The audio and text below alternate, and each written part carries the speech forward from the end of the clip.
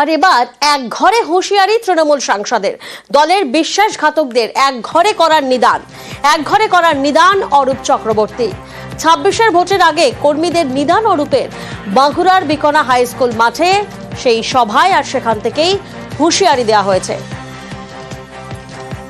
ভোটের সময় সাবধানে থাকতে হবে, অনেক বেঈমান বিশ্বাসঘাতক আছে যারা তৃণমূলের ছাতার তলে থেকে নির্বাচনের আগে দলের সঙ্গে বিশ্বাসঘাতকতা করার সম্ভাবনা থাকে, সেগুলো নজর রাখতে হবে। ভোটের আগে যারা তৃণমূল কংগ্রেস জোড়া ফুলের বিরুদ্ধে গুজুর করতে যাবে, তাদেরকে গ্রামে এক করে দেবেন, তাদেরকে কোনো রকম আপনারা উৎসাহিত করবেন না। ভাই, দলটা করতে গেলে একটা দল করতে হবে।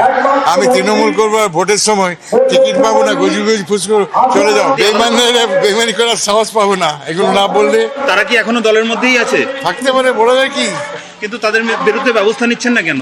আমাদের সন্ধান চলছে, ওই জন্য অ্যালার্ট করে দিলাম সমস্ত কর্মীদেরকে, ভোটারদেরকে, যারা বিশ্বাসঘাতক, যারা দলের খাবে, দলের পড়বে, দলের বিরোধিতা করবে, তাদের সঙ্গে কোনো সম্পর্ক রাখার দরকার নেই।